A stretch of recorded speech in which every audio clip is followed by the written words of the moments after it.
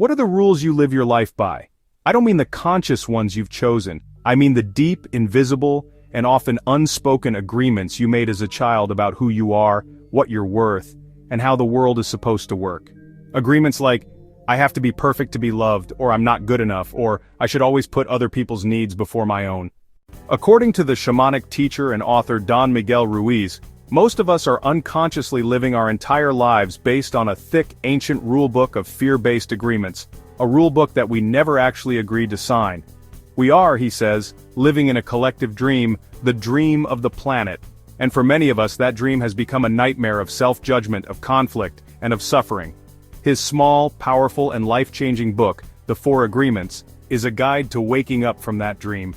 It is a work of ancient Toltec wisdom that offers 4 simple but profoundly transformative new agreements that you can make with yourself. These 4 agreements are like a sword of light, powerful enough to cut through the fog of the old dream and to help you create a new personal dream. A dream of heaven on earth. The dream of the planet and the domestication of the human.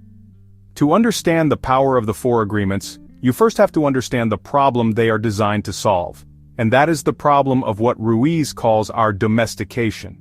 He asks us to imagine that when we are born, we are like wild, free animals, living completely in the present moment, full of love and a natural joy.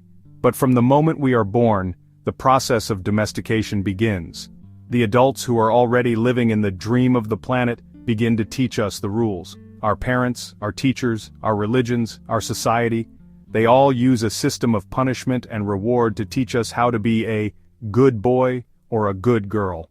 We are taught what to believe, how to behave, what is right, what is wrong, what is beautiful, and what is ugly. This entire complex system of rules is what Ruiz calls the Book of Law. We don't choose these beliefs. They are downloaded into our minds when we are too young and too vulnerable to question them. We make thousands of unconscious agreements with ourselves and with society. We agree to be a certain way, to believe certain things, to repress our true nature, in order to get the reward of acceptance and to avoid the punishment of rejection. The problem is that the Book of Law is based on an impossible standard of perfection. We can never live up to all of its rules. And so, our own minds create 2 powerful internal entities to enforce this system of control. The first is the judge. The judge is the voice in our head that is constantly measuring us against the Book of Law. It is the part of us that is always saying, you're not smart enough, you're not working hard enough, you made a mistake, you are guilty. And the second entity is the victim. The victim is the part of us that believes all the judgments of the judge. It is the part that feels ashamed, that feels guilty, that feels not good enough. The judge and the victim are locked in a self-perpetuating cycle of abuse. This internal psychological dynamic, this dream of judgment and self-punishment, is the source of almost all of our suffering. The 4 agreements are a path to breaking this cycle. They are a way to declare your independence, to reject the old fear-based Book of Law, and to write a new one for yourself, based on truth and on love. The first agreement: be impeccable with your word.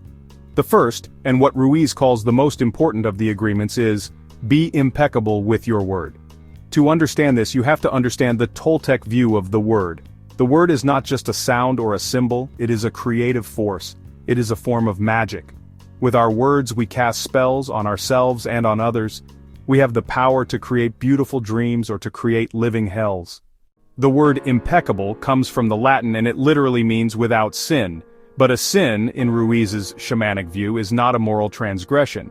A sin is anything you do that goes against yourself. So to be impeccable with your word means to use your energy, your power, in the direction of truth and of love for yourself. This agreement has 2 main parts. The first is about how we use our words with others. To be impeccable is to stop using your word as a weapon.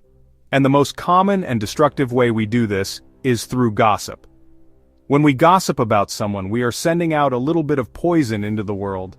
And that poison, Ruiz says, will eventually come back to us. He calls this black magic. The second, and even more important part of this agreement is about how we use our words against ourselves. This is the act of self-judgment. Every time you use a word to tell yourself, I'm stupid, or I'm ugly, or I'm a failure, you are using the incredible power of your word to cast a spell of negativity upon yourself. You are in effect sinning against yourself. Being impeccable with your word means making a commitment to stop this internal abuse. It is about learning to speak to yourself with the same kindness and compassion that you would offer to someone you deeply love.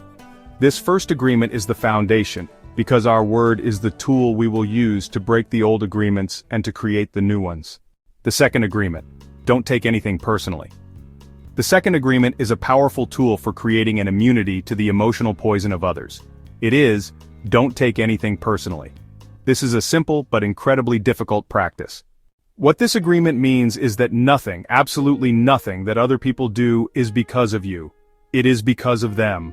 What other people say, what they do, and the opinions they have are a complete and total projection of their own reality, their own personal dream, their own book of law. When someone calls you a name, when they insult you, they are not really talking about you. They are revealing their own feelings, their own beliefs, their own poison. And if you take it personally, you are in effect agreeing to eat their emotional garbage.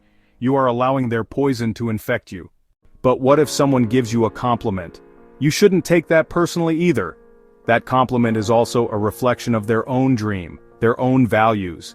If you base your self-worth on the praise of others, you are just as trapped as if you base it on their criticism. Your sense of self becomes dependent on the outside world. The second agreement is a declaration of emotional independence.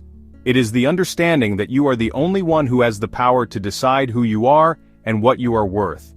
When you can truly and deeply understand that the opinions of others are not about you, you become immune. Their words can no longer hurt you. You are free from the need for their approval, and safe from the sting of their disapproval. It is a powerful shield that allows you to walk through the world with an open heart, without the fear of being wounded. The third agreement is the one that has the power to completely transform our relationships with other people. It is, don't make assumptions.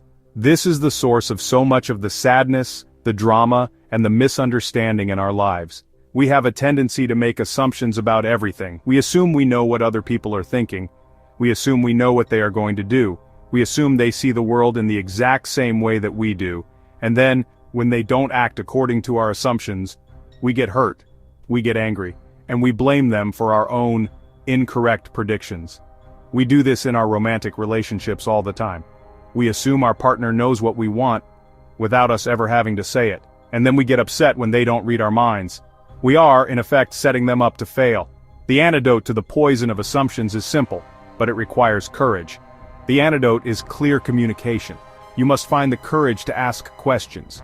You must have the courage to ask for what you really want. You must have the courage to express what you really mean. Most of the time, the sad and scary stories we are making up in our heads are just that, stories. If we have the courage to check them against reality by asking a simple, honest question, we can often avoid a world of unnecessary conflict and pain. This agreement, like the others, is also about our relationship with ourselves. We make assumptions about our own abilities. We assume we can't do something, so we don't even try.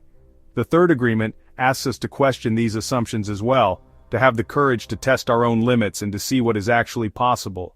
The first three agreements are about breaking the old, fear-based patterns. The fourth and final agreement is the one that puts all the others into action.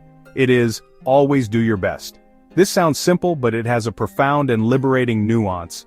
Your best is not a fixed, objective standard. Your best is something that changes from moment to moment. Your best when you are healthy and full of energy is going to be different from your best when you are sick and tired. Your best in the morning is going to be different from your best late at night. The fourth agreement is not about pushing yourself to be a perfect superhuman machine.